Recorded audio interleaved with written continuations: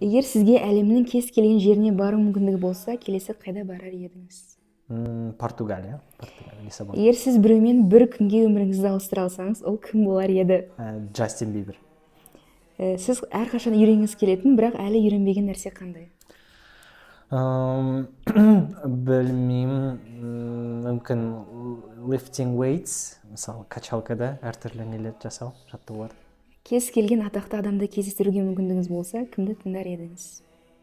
Бруно Марс. Уақытқа саяхат жасай алсаңыз, өткенге немесе болашаққа барасыз ба? Болашақ. Егер сіз кез келген фантастикалық кейіпкермен кешкі ас ішу мүмкіндігіңіз бар болса, ол кім болар еді? Спайдермен. Егер сізге бір апта ішінде дүниеде кез келген жұмыс істеу мүмкіндігі болса, ол қандай жұмыс болар еді? Бір аптаның ішінде кез келген жұмыс? Қазақстан президент. Қазіргі уақытта сізді не нәрсе қызықтырады? Контент жасау, инфлуенс құру. Кез келген тарихи тұлғамен кешкі ас ішу мүмкіндігі болса, ол кім болар еді? Уинстон Черчилль.